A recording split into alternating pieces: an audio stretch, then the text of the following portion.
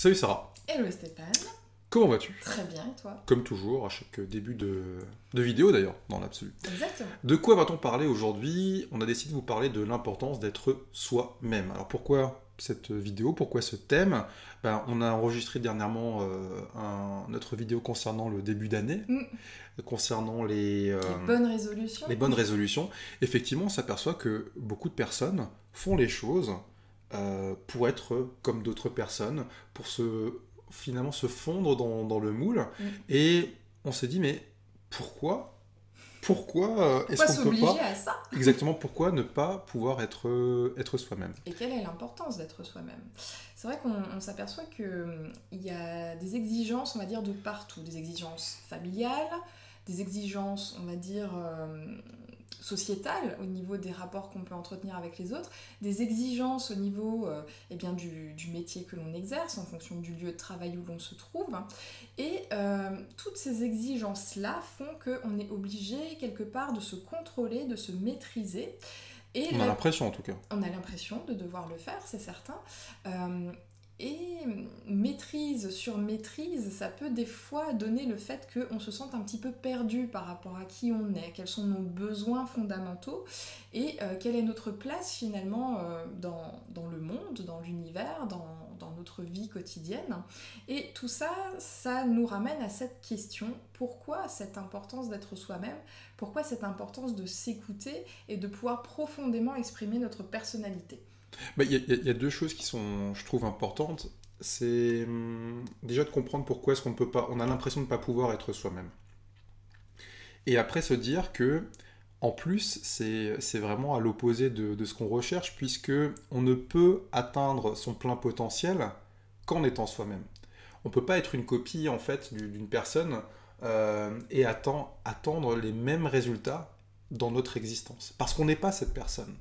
Et donc peut-être parler déjà de cette notion de pourquoi est-ce on a l'impression de ne pas pouvoir être soi-même, et donc quelle est l'image qu'on a indirectement de nous-mêmes.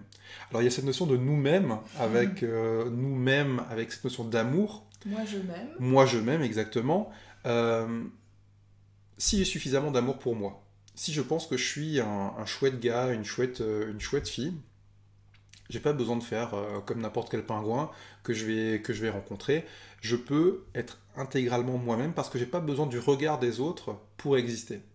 Et on s'aperçoit que, comme beaucoup de personnes manquent d'amour pour elles-mêmes, de par leur éducation, de par leur environnement familial, elles se sentent un peu coupées, elles sont à la recherche en fait de reconnaissance auprès de ses pairs. Alors ça se fait sur les réseaux sociaux, avec la course au like, la course au partage, la course à la meilleure photo Instagram. Ça se fait par rapport au fait de ne surtout pas déranger, par rapport à son patron, par rapport à ses supérieurs, par rapport à sa famille. Ça se fait par rapport à tout un environnement qui fondamentalement nous cristallise dans quelque chose qu'on n'est pas. Il est important de comprendre que si vous êtes différent et si vous pensez différemment de la majorité des personnes que vous allez côtoyer, c'est plutôt bon signe. Et on va vous aimer pour ça. Et si on ne vous aime pas pour ça, c'est que vous êtes juste entouré des mauvaises personnes.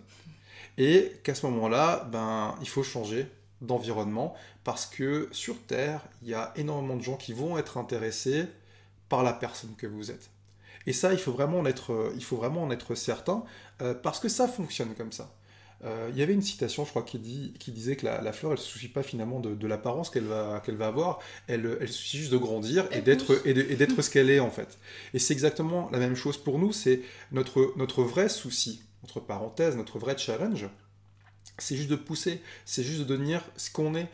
On n'a pas besoin d'avocats, on n'a pas besoin je sais pas moi, de banquiers, il y en a suffisamment, on va dire. On a besoin de gens qui sont eux-mêmes, des conteurs, des artistes, peut-être aussi des comptables, hein, je veux dire, c'est pas le souci, mais on a besoin de tout en fait. Et on a surtout besoin de diversité, parce que c'est cette diversité qui donne de la richesse. Et vous êtes d'une incroyable richesse pour toute l'humanité. Et à partir de ce moment-là, il est important que vous soyez vous-même. Tu voulais peut-être compléter ou Oui, en fait, je voulais revenir sur cette histoire comment dire, de carcan que l'on se met. D'où est-ce que ça vient? C'est vrai qu'il est important d'être soi-même, c'est ce que tu viens d'exprimer pour toutes ces raisons-là. Mais d'où est-ce que ça vient le fait qu'à un moment donné, notre spontanéité, notre personnalité naturelle a été finalement brimée, a été mise un petit peu dans un carcan, a été mise sous cloche. Ça a commencé dès qu'on était tout petit. C'est vrai que quand on arrive au monde en tant que nouveau-né, on s'exprime spontanément, c'est-à-dire qu'on pleure pour réclamer de l'attention, pour réclamer à manger, parce que quelque chose ne va pas chez nous, et nos parents s'occupent de nous.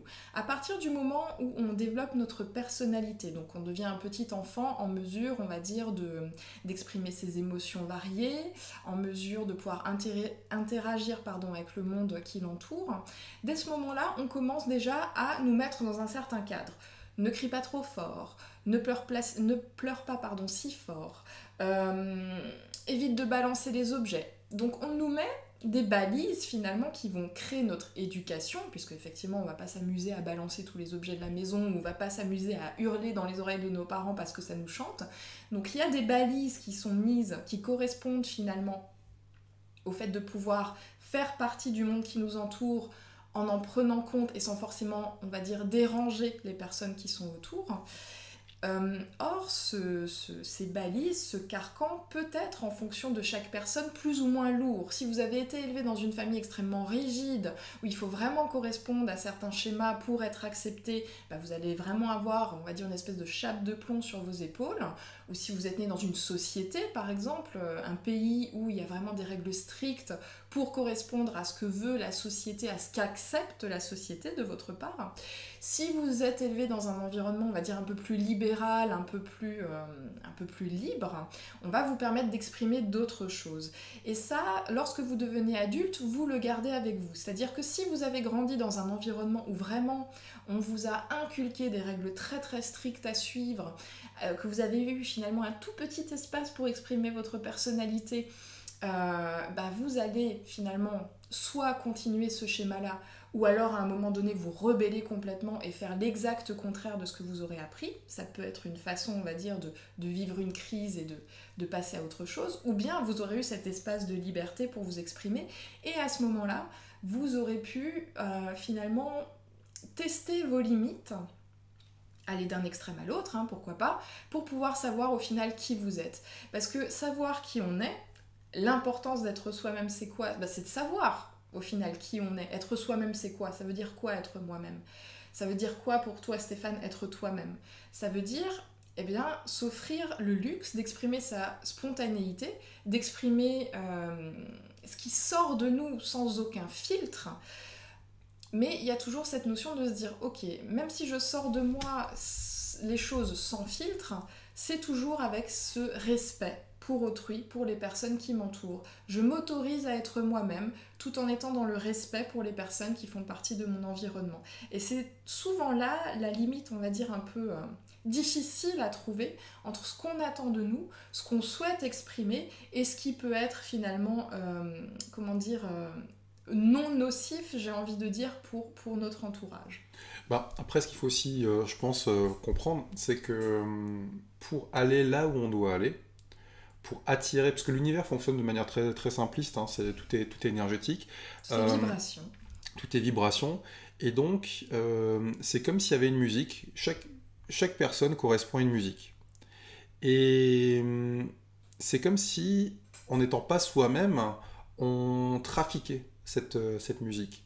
Et il y a une serrure d'un coffre-fort pour chaque musique. C'est un peu des coffres-forts magiques. Si vous n'avez pas votre propre musique, quel coffre-fort est-ce que vous voulez ouvrir ? Le coffre-fort dans lequel tout le monde va, et ce coffre-fort, il est vide à un moment. Je veux dire, si tout le monde va dans le même coffre-fort, à un moment, il n'y a plus rien qui va pouvoir être récupéré.